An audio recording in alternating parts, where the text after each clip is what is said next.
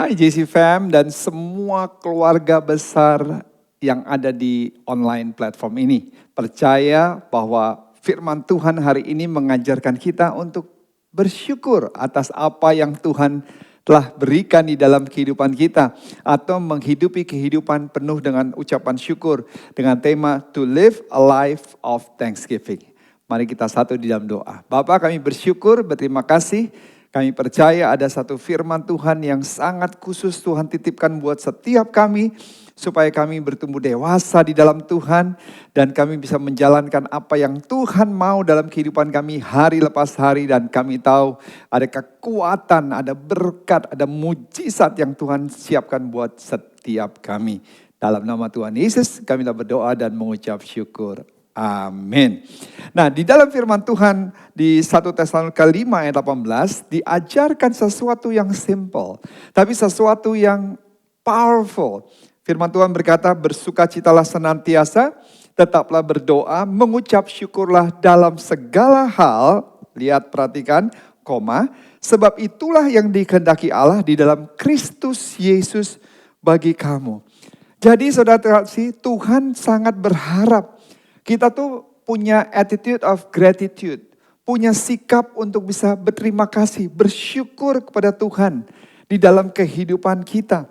Jadi Tuhan juga mengajarkan juga di dalam firman Tuhan mengenai 10 orang yang kusta yang disembuhkan. Tapi yang balik itu cuma satu. Tuhan tanya lagi, yang 9 kemana? Lihat firman Tuhan berkata dalam Lukas 17 ayat 15-17. Seseorang dari mereka ketika melihat bahwa ia telah sembuh kembali sambil memuliakan Allah dengan suara nyaring. Seseorang dari mereka, 1 dari 10. Ayat 16, lalu tersungkur di depan kaki Yesus dan mengucap syukur kepadanya. Orang ini adalah seorang Samaria. Lalu Yesus berkata, bukankah ke-10 orang tadi semuanya telah menjadi sembuh? Di manakah yang 9 orang itu? Jadi saudara kasih, Tuhan bukan hanya Tuhan yang layak untuk menerima ucapan syukur kita, tapi saya percaya Tuhan punya keinginan yang sangat luar biasa buat saudara dan kita semua anak-anaknya untuk belajar mengucap syukur dan berterima kasih kepada Dia setiap saat. Coba saudara merenungkan hari ini. Apakah saudara sudah merenungkan berkat-berkat apa yang Tuhan percayakan di dalam kehidupan saudara? Saudara renungkan enggak apa yang Tuhan telah lakukan di dalam kehidupan saudara sampai hari ini saudara. Hari ini memang kita merayakan Thanksgiving celebration. Ya, hari ucapan syukur yang dirayakan di seluruh dunia. Tapi Tuhan bukan hanya berharap merayakan Thanksgiving celebration only in one Sunday atau hari Minggu ini saja. Tapi setiap minggu, setiap hari, setiap waktu di dalam kehidupan kita. Makanya dalam 1 Tesalonika 5 ayat 18 dikatakan mengucap syukurlah dalam segala hal sebab itulah yang dikehendaki Tuhan di dalam Kristus Yesus. Bahkan firman Tuhan dikatakan dalam Efesus 5 ayat 19-20. Bernyanyi dan bersoraklah bagi Tuhan dengan segenap hati. Ayat 20. Ucaplah syukur senantiasa atas segala sesuatu dalam nama Tuhan kita Yesus Kristus kepada Allah dan Bapa kita. Wow, dikatakan ucapan syukur senantiasa, ucaplah syukur senantiasa atas segala sesuatu. Dalam nama Tuhan Allah senantiasa harus kita mengucap syukur. Dikuatkan lagi dalam Filipi 4 ayat 4 dikatakan bersukacitalah senantiasa di dalam Tuhan. Sekali lagi Tuhan katakan bersukacitalah di dalam Tuhan selalu firman Tuhan berkata. Artinya Paulus menekankan sekali lagi. Or give thanks, or giving of thanks. Itu bukan hanya sekali saja kita bersukacita, bersyukur, berterima kasih kepada Tuhan. Hanya dalam beberapa saat atau hanya dalam keadaan-keadaan tertentu. Tapi tidak ditentukan dengan situasi dan keadaan, saudara. Rasul Paulus menghadapi banyak situasi yang tidak enak di dalam kehidupannya. Tapi yang luar biasa, Rasul Paulus itu bisa tetap menjaga sikap mengucap syukur dan berterima kasih. Karena saudara, kenapa dia bisa lakukan seperti itu? Karena dia punya a proper perspective. Dia punya cara pandang yang benar, cara pandang mengenai Tuhan, cara pandang juga mengenai situasi. Sekali lagi saudara, Rasul Paulus punya cara pandang yang benar tentang Tuhan. Dan Rasul Paulus juga mengerti untuk melihat situasi yang ada.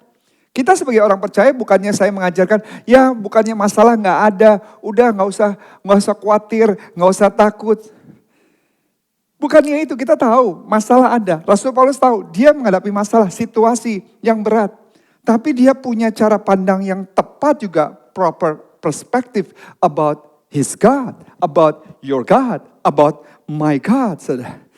Sehingga dia punya cara pandang yang benar bahwa kalau Tuhan izinkan situasi ini terjadi di dalam kehidupan kita, berarti Tuhan juga yang sama memiliki rencana yang lebih besar yang tidak pernah kita pikirkan, tapi rencana Tuhan selalu membawa kebaikan buat kita semua. Sama seperti Yusuf, dia juga punya cara pandang yang benar. Orang boleh mereka-rekakan kejahatan, lihat, tapi dia tahu ini situasi dan kondisinya. Bukan sesuatu yang dia inginkan. Tapi dia punya cara pandang yang benar tentang Tuhan. Orang boleh mereka-rekakan kejahatan. Tapi Tuhan bisa merubah kejahatan menjadi kebaikan. Coba lihat di dalam Kejadian. Ayat 50 ayat 19 sama 20. Tetapi Yusuf berkata kepada mereka, janganlah takut sebab aku inikah pengganti Allah. Memang kamu telah mereka-rekakan yang jahat terhadap aku. Lihat, perhatikan baik-baik. Tetapi Allah telah mereka-rekakannya untuk kebaikan dengan maksud melakukan seperti yang terjadi sekarang ini, yaitu memelihara hidup suatu bangsa yang besar. Jadi yang namanya Yusuf sama dengan Paulus memiliki a proper perspective about God, juga a proper perspective about circumstances. Saya nggak mengajarkan saudara untuk menjadi orang yang mengabaikan situasi dan keadaan. We live in the real world. Kita punya masalah, kita punya tantangan, yes. Kita punya problema, yes, benar. Kita melihat situasi, tapi kita juga harus punya cara pandang, a proper perspective about our God. Sehingga Yusuf bisa berkata seperti itu. Kalian boleh mereka-rekakan yang jahat terhadap aku, tapi Allah telah mereka-rekakan untuk kebaikan. Saya tahu kan, kakak-kakaknya Yusuf membenci yang namanya Yusuf, menjual Yusuf, dan akhirnya Yusuf menjadi budak, saudara. Tapi Yusuf tetap bisa berpikir positif. Sehingga dia tetap bisa punya sikap untuk terus bersyukur kepada Tuhan. Daripada dia mengeluh dan bersungut-sungut dan menyalahkan kakaknya, menyalahkan Tuhan, menyalahkan orang tuanya. Tapi Yusuf punya attitude seperti ini. Since God is good, karena Tuhan adalah Tuhan yang baik, kondisi dan keadaan saya yang tidak baik saat ini, pasti Tuhan tahu dan Tuhan sanggup merubah yang tidak baik saat ini menjadi sesuatu yang baik, bahkan lebih baik lagi, kata Yusuf. Di dalam kebenaran firman Tuhan, saudara. Yusuf tahu sekali kalau itu diizinkan Tuhan, Tuhan sedang mempersiapkan sesuatu yang lebih baik. Segala sesuatu yang buruk mungkin terjadi di dalam kehidupan saudara dan saya. Tapi dengarkan baik-baik, kalau Tuhan izinkan itu terjadi dalam hidupmu, maka saya juga yakin dan percaya kalau engkau beriman, engkau tetap taat, engkau tetap setia, engkau tetap bersyukur, giving thanks to the Lord continually, terus menerus, maka saya percaya ada sesuatu yang baik yang Tuhan siapkan buat hidup kita. Yang paling penting saudara belajar dulu untuk apa? Offering a thanksgiving to God continually. Terus memberikan ucapan syukur saudara kepada Tuhan setiap saat, setiap saat. Waktu saudara tetap fokus kepada the right perspektif mengenai Tuhan yang kita sembah. Tuhan yang baik. Tuhan yang selalu berperang untuk kita. Tuhan yang selalu ada untuk kita. Saya percaya Tuhan bisa merubah keadaan Anda. Dari tidak baik bisa menjadi baik. 3 hal yang kita akan pelajari hari ini. Bagaimana saudara bisa belajar mengenai kenapa sih kita harus mengucap syukur kepada Tuhan. Senantiasa selalu. Karena ada 3 hal ini. Yang pertama, karena dunia melihat dan mendengar. Dunia melihat dan mendengar. Saudara tahu, orang di dunia sana yang tidak mengenal Tuhan. Waktu kita memberitakan kabar sukacita, mereka gak terlalu peduli. Mereka gak terlalu interesting kita share a good news about God. Tapi mereka akan pasang telinga mereka lebar-lebar pada saat waktu kita sedang menghadapi keadaan yang negatif. Sekali lagi, mereka nggak terlalu peduli pada saat kita memberitakan kabar sukacita mengenai salvation, mengenai kebaikan Tuhan. Tapi mereka akan buka telinga mereka lebar-lebar, mata mereka lebar-lebar pada saat mereka melihat kita dalam keadaan yang tidak seperti apa yang kita harapkan. Mereka ingin lihat respons kita seperti apa. Mereka ingin lihat gimana sih anak Tuhan itu seperti apa pada saat kita mengalami masa-masa yang sulit. Di dalam Kisah Para Rasul 16 ayat 22 sampai 25, di situ dikatakan juga orang banyak bangkit menentang mereka, lalu pembesar-pembesar kota itu menyuruh mengoyakkan pakaian dari tubuh mereka dan mendera, menyiksa mereka. Setelah mereka berkali-kali disiksa, mereka dilemparkan ke dalam penjara. Kepala penjara diperintahkan untuk menjaga mereka dengan sungguh-sungguh. Ini bicara mengenai Paulus dan Silas. Sesuai dengan perintah itu kepada kepala penjara, memasukkan mereka ke ruang penjara yang paling tengah dan membelenggu kaki mereka dalam pasungan yang kuat. Jadi Rasul Paulus dan juga Silas setelah disiksa, dimasukkan ke dalam penjara, ditempatkan di tempat yang paling tidak enak. Tapi di ayat ke-25, lihat sikap Paulus dan Silas. Tetapi kira-kira tengah malam Paulus dan Silas berdoa dan menyanyikan puji-pujian kepada Allah. Dan orang-orang hukuman lain mendengarkan mereka. Jadi orang dunia ingin lihat pada saat yang namanya Paulus dan Silas yang dikenal sebagai pengikut Kristus yang militan. Disiksa, didera, dimasukin ke dalam penjara tempat yang paling dalam. Terisolasi. Tapi mereka melihat bahwa mereka tetap memuji, mengucap syukur dan berterima kasih kepada Tuhan. Kalau kondisi dan keadaan saudara dari baik menjadi tidak baik. Waktu kelihatannya keran berkat itu berhenti dalam hidup saudara. Yang ada adalah musim kekeringan, bukan hujan berkat terjadi dalam kehidupan saudara. Nah, dalam keadaan seperti inilah saudara, orang di luar sana, orang dunia melihat dan mendengar. Mereka melihat dan mendengar apa? Mereka ingin tahu reaksi saudara seperti apa. Di tengah-tengah times of suffering and hardship, di tengah-tengah masa-masa yang sulit, sebenarnya ada sebuah kesempatan yang luar biasa buat kita untuk mendemonstrasikan kekristenan kita dan menunjukkan bagaimana sikap kita di tengah-tengah keadaan seperti itu. Apakah kita tetap mengangkat tangan kita dan mengucap syukur kepada Tuhan? Saya punya anak rohani saya, JJ, Jimmy Jusman. Dia seorang pebiliar profesional. Dia seseorang yang luar biasa kehidupannya, memenangkan banyak jiwa, membawa jiwa untuk mengenal kepada Kristus. Punya hati yang baik, yang suka menolong orang, suka menghibur. Dan dia memberikan hidupnya untuk teman-temannya, untuk keluarganya semua. Tapi disayangkan, ada rencana Tuhan yang lain. Dia menderita sakit kanker. Bahkan di tahun ini mulai dari Februari 18 dari hari ulang tahunnya. Kemarin dia menghembuskan nafas yang terakhir. Tapi dalam perjalanan kehidupannya, dia selalu gak pernah bersungut-sungut. Bahkan suka bercanda, suka menghibur orang lain. Di tengah-tengah keadaan seperti itu pun dia tidak pernah menyusahkan keluarganya, tidak pernah menyusahkan orang lain. Bahkan kalau perlu dia ke rumah sakit sendirian, tanpa kasih tahu semua orang, membuat orang lain menjadi susah. Orang di luar sana melihat bagaimana sikap kita pada saat-saat kita mengalami masa-masa yang sulit. Kalau kita punya sikap baik-baik saja dalam keadaan baik itu biasa saja. Tapi kalau di dalam sikap yang sulit, lagi punya masalah, sedang menghadapi sakit penyakit yang luar biasa.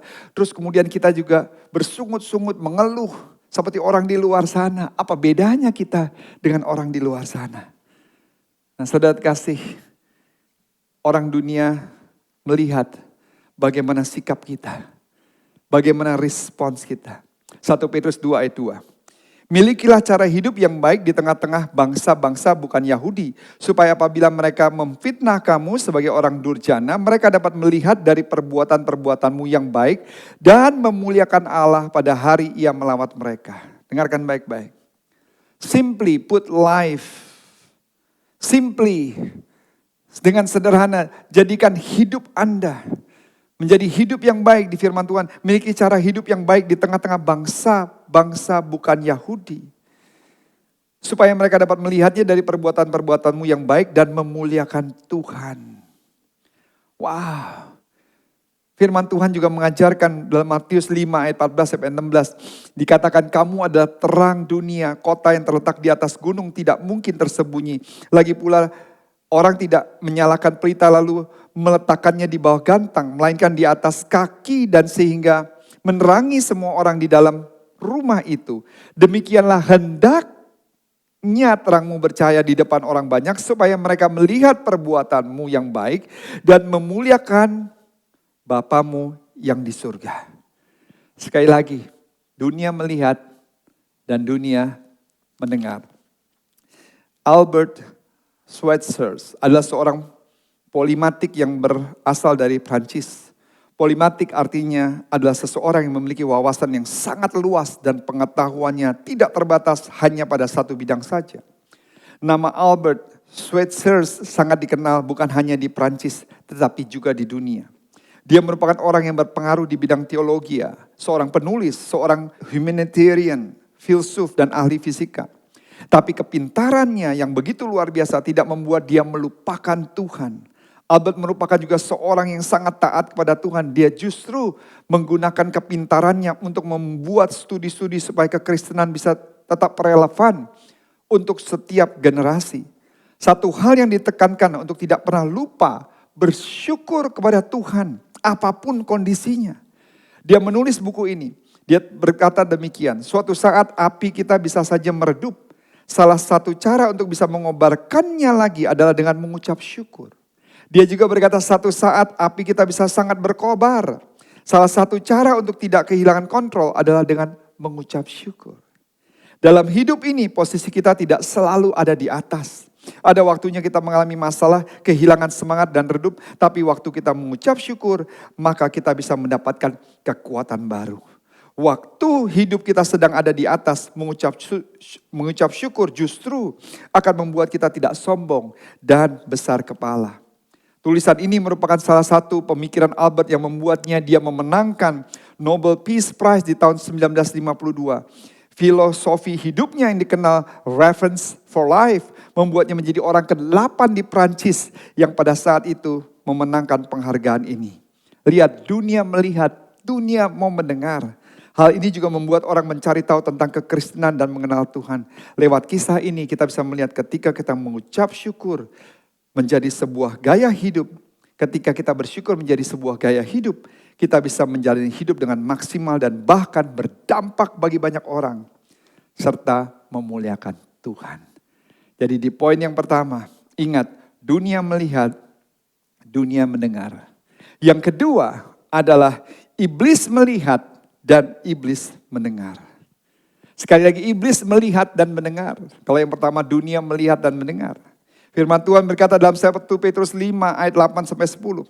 Sadarilah dan berjaga-jagalah lawanmu si iblis. Berjalan keliling sama seperti singa yang mengaum-ngaum dan mencari orang yang dapat ditelannya. Lihat singa yang mengaum-ngaum. Kalau saudara tahu bagaimana singa bisa mendapatkan mangsa adalah pada saat dia melihat binatang yang lain itu lemah dan tidak berdaya, saudara. Maka itu akan menjadi makanan yang empuk. Apa yang menggerakkan setan, saudara, untuk memangsa kita. Pada saat kita tidak menggunakan mulut kita untuk bersyukur dan berterima kasih kepada Tuhan. Waktu kita nggak mau mengangkat tangan lagi dan berkata ke Tuhan, kami percaya bahwa di tengah-tengah masalah ini Tuhan Engkau ada bersama dengan aku. Engkau tidak pernah sekalipun meninggalkan aku percaya bersama Tuhan. Pasti ada solusi, pasti ada jalan keluar. Petrus mengingatkan kita semua untuk berjaga-jaga. Karena di sini dikatakan tadi firman Tuhan bahwa sadarlah dan berjaga-jagalah lawanmu si iblis berjalan keliling sama seperti singa dalam 1 Petrus 5 ayat 8 tadi. Petrus mengingatkan kita semua. Tidak ada cara lain yang bisa mengalahkan iblis yaitu menggunakan mulut kita di tengah-tengah keadaan kita di rumah sakit, keadaan masalah keuangan, keadaan apapun yang membuat kita mungkin down. Tapi kita membuka mulut kita dan berkata, God, I give you thanks, I praise you Lord. Mungkin waktu saudara katakan demikian, saudara sedang mencucurkan air mata. Tapi pada saat waktu setan melihat tidak ada lagi ucapan syukur. Tidak ada lagi kata berterima kasih. Ini yang membuat dia semakin bisa menyerang kita, semakin bisa melumpuhkan kita. Pada saat kita bersungut-sungut, dia akan menguasai hidup kita. Dia sedang menunggu untuk kita menyalahkan Tuhan. Dia sedang menunggu untuk kita menyalahkan keadaan, menyalahkan situasi. Dan dia sedang menunggu situasi dan kondisi dalam kehidupan yang kita jalankan mempengaruhi kehidupan kita. Bukan kita yang mempengaruhi situasi dan kondisi. Dan ini akan membuka kesempatan buat si iblis untuk menyiram bahan bakar dan membakar dengan api dan melemahkan dan menghancurkan kehidupan kita. Di Jepang dikatakan tingkat bunuh diri Jepang merupakan salah satu negara tingkat bunuh diri yang tertinggi di tahun 2015. Setelah dilakukan pencegahan di tahun 2017, angka bunuh diri di Jepang mengalami sedikit penurunan. Tapi di tahun 2016 sampai awal 2017, tercatat 250 anak-anak usia sekolah dasar hingga sekolah menengah melakukan bunuh diri. 250 anak SD sampai SMA. Ini merupakan angka tertinggi kasus bunuh diri anak-anak di Jepang sejak tahun 1986. Faktor kekhawatiran terhadap masa depan diduga menjadi salah satu penyebab utama yang melatari kenaikan angka bunuh diri pada anak-anak muda di Jepang. Hal ini mengajarkan bahwa ketika kita memiliki kekhawatiran yang berlebih dan fokus pada ketidakpastian dan atau kesulitan hidup, maka kita akan mudah kehilangan semangat. Waktu kita fokus pada hal-hal yang buruk, kita jadi tidak dapat melihat hal-hal yang baik karena fokus kita kepada hal yang buruk. Saat itulah kita berhenti bersyukur dan menjadi khawatir dan mengeluh dan bersungut-sungut. Saat itu terjadi, secara tidak sadar kita membuka celah dan kesempatan untuk iblis menyerang kita. Seperti singa menyerang kumpulan binatang-binatang yang lemah dan terluka. Dan saudara terkasih, orang dunia mendengar dan melihat di poin yang pertama. Mereka tidak terlalu tertarik kalau kita memberitakan kabar sukacita, kabar baik. Tapi mereka membuka mata dan telinga mereka pada saat kita sedang mengalami masalah dalam hidup. Mereka ingin lihat bagaimana respons kita. Kedua, iblis mendengar dan melihat. Petrus mengingatkan kita semua untuk berjaga-jaga karena dia seperti singa yang mengaum-ngaum, yang siap untuk menghabisi setiap musuh-musuhnya. Bagaimana dia bisa menyerang kita pada saat kita lemah, pada saat kita tidak berdaya. Artinya pada saat kita tidak membuka mulut kita lagi, to praise God, to give thanks to the Lord. Di saat itu iman kita mulai luntur, kita mulai kehilangan pengharapan. We have no more hope in God. Yang ketiga, yang terakhir. Tuhan melihat dan mendengar.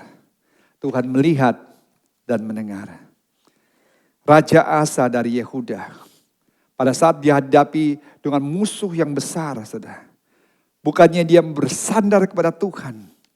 Tapi pada saat itu dia bersekutu dengan Raja Aram. Sehingga dalam 2 Tawarik 16 ayat 9 Tuhan bilang. Karena mata Tuhan menjelajah seluruh bumi untuk melimpahkan. Sekali lagi, mata Tuhan menjelajah ke seluruh bumi untuk melimpahkan kekuatannya kepada mereka yang bersungguh hati terhadap dia. Artinya Tuhan bilang, saya mau mendemonstrasikan kuasaku kepada setiap orang yang sungguh-sungguh punya hati melekat kepada Tuhan. Tuhan mau menyatakan kuasanya pada saat kita percaya. Pada saat kita benar-benar mengandalkan Tuhan dalam kehidupan kita. Dan saudara bisa melihat bagaimana Raja Yosafat, saudara, di beberapa chapter setelah itu. Pada saat waktu Tuhan melihat komitmen hati daripada Raja Yosafat. Sehingga akhirnya Tuhan melimpahkan kuasanya untuk membebaskan Raja Yosafat dalam situasi dan keadaan yang tidak memungkinkan, saudara. Saudara bisa baca di rumah secara lengkap ya. 2 Tawarikh 20 ayat 17 sampai 24. Saya baca beberapa hal yang penting aja dari ayat 17. Dalam peperangan ini tidak usah kamu bertempur, kata Tuhan.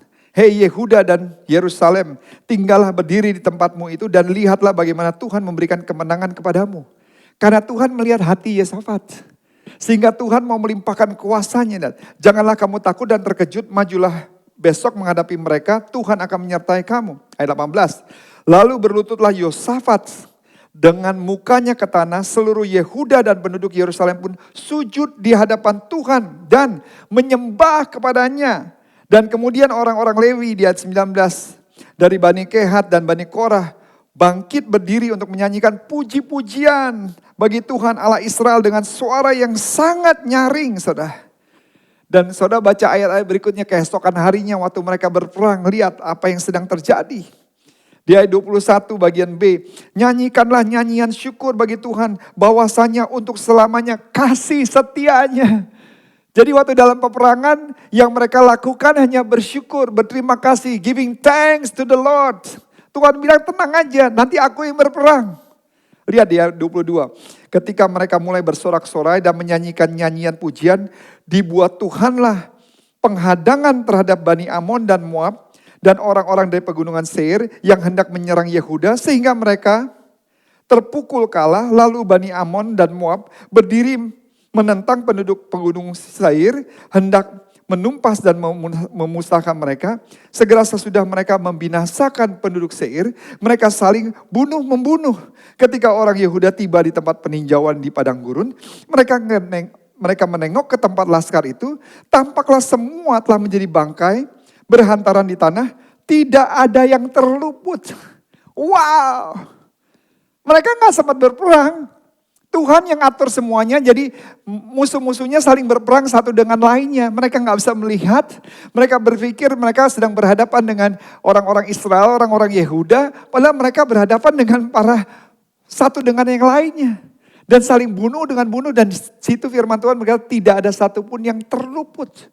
Waktu mereka datang, mereka lihat semua udah jadi bangkai, semua udah meninggal. Sudah tahu kalau Tuhan turun tangan, tidak ada satupun masalah yang tidak dapat diselesaikan. Wow. Tuhan melihat, Tuhan mendengar. Thanksgiving, mengucap syukur pada Tuhan, yaitu membuka sebuah pintu kemenangan buat setiap kita. God is looking for people is whom He can show Himself strong. Tuhan mau menyatakan kuasanya. Tuhan mau menunjukkan kepada kita semua bahwa betapa dahsyatnya, betapa luar biasanya Tuhan yang kita sembah. Tapi Tuhan mau kita punya hati yang melekat dan punya komitmen kepada Dia. Tuhan mau melihat anak-anaknya yang setiap saat bersyukur. Bukan hanya sekali aja, bukan hanya hari Minggu aja, bukan hanya kalau lagi dapat berkat, bukan hanya dalam keadaan baik. Tapi Tuhan mau melihat kita punya sikap hati kita dalam keadaan situasi yang tidak enak, yang tidak memungkinkan untuk kita angkat tangan. Kisah Para Rasul 16 ayat 25 sampai 26 tadi kita telah bahas. Kira-kira tengah malam Paulus dan Silas berdoa dan menyanyikan puji-pujian kepada Allah, dan orang-orang hukuman lain mendengarkan mereka. Lihat, orang-orang hukuman lain mendengarkan mereka sampai bingung-bingung. Ngapain sih ini orang? Udah disiksa, udah didera, dimasukin ke dalam penjara, kaki dibelenggu dengan kuat, dijaga non-stop. Tapi saudara lihat, di ayat 26, akan tetapi terjadilah gempa bumi yang hebat sehingga sendi-sendi penjara itu goyah. Bukan sendi-sendi yang membelenggu kaki mereka loh. Sendi-sendi penjara goyah, dan seketika itu juga terbukalah semua pintu dan terlepaslah belenggu mereka semua. Semua pintu saudara terbelenggu, yang belenggu mereka itu terlepas. There is a freedom. Yang tidak memungkinkan saudara untuk bisa sendi-sendi penjara, tiang-tiang itu bisa rubuh saudara. Kalau bukan kuasa Tuhan. Dalam situasi Paulus, pada saat mereka memuji dan menyembah dalam keadaan yang tidak memungkinkan, membawa kebebasan buat mereka. Thanksgiving, waktu kita bersyukur kepada Tuhan, bukannya berarti semua keadaan akan terselesaikan. Bukannya selalu ada solusi. Bukannya selalu pasti langsung ada jawaban. Tapi percaya baik-baik. My brother and sister, my beloved family. God is listening. God is watching. Tuhan mendengar. Tuhan melihat. Pada saat kita mengangkat tangan kita, di saat-saat sulit dengan tetesan air mata, saya katakan di saat itu juga, kuasa Tuhan, mujizat Tuhan, keajaiban Tuhan sedang terjadi dalam kehidupan kita. Akan menghapus, saudara belum melihat, but receive it by faith. Film Everest yang ditayangkan tahun 2015 merupakan sebuah film adaptasi dari kejadian nyata true story mengenai bencana yang terjadi di Gunung Everest di tahun 1996. Total 8 pendaki gunung meninggal dunia dan dari satu rombongan tersebut yang namanya backwatters berhasil selamat dan bertahan hidup. Tapi backwatters harus menjalani setidaknya 10 kali tindakan operasi. Kehilangan satu tangannya dan jari-jari di tangannya satunya juga kehilangan. Dan kehilangan sebagian hidungnya karena harus diamputasi. Waktu diwawancarai, setelah dia kembali dari Everest, dia harus berhadapan dengan depresi. Weathers merasa bahwa dia memiliki banyak alasan untuk mengeluh dan untuk menyalahkan nasib yang menimpa dirinya. Lalu bagaimana dia berjuang dengan depresi tersebut? Dia menjalani hari lepas hari dengan mencari satu alasan yang membuat dia bisa tetap optimis. Satu hal yang bisa dia nikmati hari itu dan satu hal yang tidak bisa dia nikmati jika dia meninggal di Everest. Melewati satu hari lepas satu hari dengan mengucap syukur, akhirnya, sekali lagi, melewati hari lepas hari dengan mengucap syukur, akhirnya, Weathers sadar bahwa dia sangat beruntung masih diselamatkan oleh Tuhan. Menurut dokter, Weathers akan mengalami trauma pasca kejadian yang dia alami di Everest. Tetapi kenyataannya dia bisa tidur dengan nyenyak setiap hari karena apa? Mengucap syukur. Dia berhasil berdamai dengan keadaan yang dia alami. Dan Weathers menyatakan bahwa setelah kejadian Everest justru dia menjalani kehidupan terbaiknya. Dia harus kehilangan beberapa bagian tubuhnya. Tapi dia berhasil mempertahankan pernikahan yang sebelumnya hampir berakhir. Weathers juga menulis sebuah buku berjudul Left for Dead. Dan menjadi seorang motivator. Tuhan mengubah kehidupannya menjadi berkat bagi orang lain. Dan mengalami pemulihan di dalam keluarganya. Tuhan juga memberikan kesempatan kedua bagi Weathers untuk menjadi pribadi yang lebih baik. Semua terjadi karena apa? Dia mengucap syukur hari lepas hari. Bayangkan jika dia bukannya bersyukur tapi mengeluh dan bersungut-sungut. Maka iblis akan mendengar dan mengincarnya. Tapi karena selalu bersyukur maka Tuhan melihat dan mendengar ucapannya. 3 hal kita pelajari. To live a life of thanksgiving. Menghidupi kehidupan dengan bersyukur. Ingat, dunia melihat dan dunia mendengar. Kedua, iblis melihat dan mendengar. Ketiga, Tuhan melihat dan juga Tuhan mendengar. Kesimpulannya, kalau kita belajar untuk mengucap syukur senantiasa, di tengah-tengah keadaan situasi yang tidak nyaman, maka kita percaya Tuhan akan memberikan damai sejahtera, ketenangan, dan kepastian perlindungan yang sempurna. Saya tutup dengan ayat ini, Filipi 4 ayat 4-7. Bersukacitalah senantiasa di dalam Tuhan. Dan di ayat ke-6, janganlah hendaknya kamu khawatir tentang apapun juga, tapi nyatakanlah dalam segala hal keinginanmu kepada Allah dalam doa dan permohonan dan ucapan syukur. Maka damai sejahtera Allah yang melampaui segala akal akan memelihara hati dan pikiranmu dalam Kristus Yesus.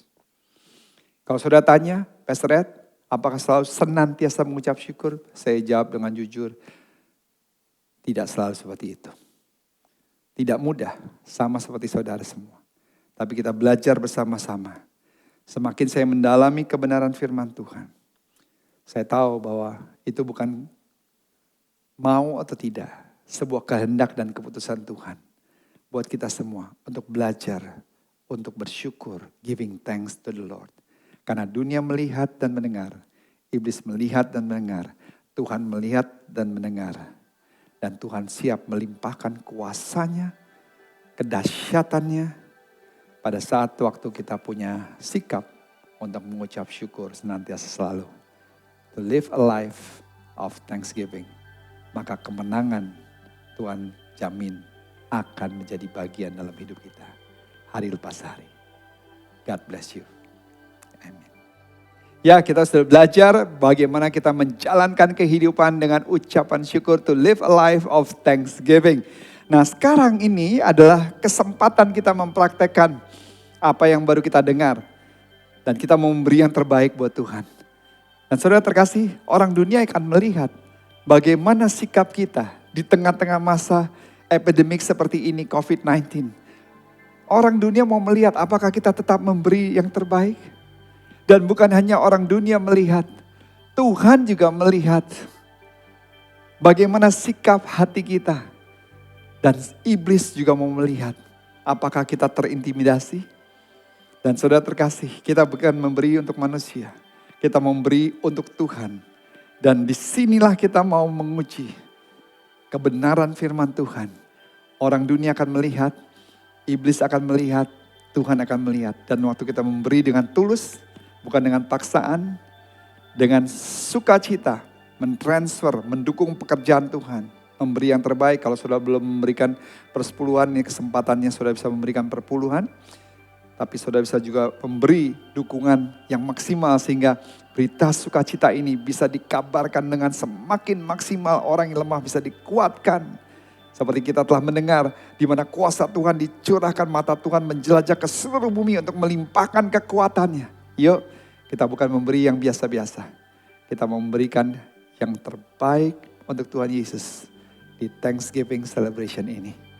Tuhan, Kau melihat setiap tangan-tangan yang akan mentransfer, yang mendukung pekerjaan Tuhan. Tuhan berkati berlipat kali ganda. Dan kami percaya mata Tuhan menjelajah dan melihat apa yang kami berikan. Kami bukan memberikan yang sisa. Kami memberikan untuk Raja di atas segala Raja. Kami memberi dengan ucapan syukur di dalam nama Tuhan Yesus. Amin. Yeay, 11 bulan telah kita lalui dan next week sudah bulan Desember. It will be our last month in 2020. Wow, time goes so fast. Tapi percaya pada saat setiap hari kita antusias, setiap hari kita datang untuk mendengarkan firman Tuhan, melakukan kebenaran firman Tuhan, apapun situasi dan kondisi yang kita hadapi, kemenangan Tuhan berikan dalam hidup kita. Yuk, angkat kedua tanganmu dan terima berkat daripada Tuhan. Diberkatilah kesehatanmu, diberkatilah keluargamu, diberkatilah kesehatanmu, diberkatilah pekerjaan dan usahamu, diberkatilah doa-doamu. Dan terimalah berkat dari Allah Bapa, sukacita yang melimpah dari Tuhan Yesus Kristus, penyertaan Roh Kudus yang ajaib dan manis menyertai kita semua dari hari ini sampai selama-lamanya. Amin. And see you next week. God bless you. Bye.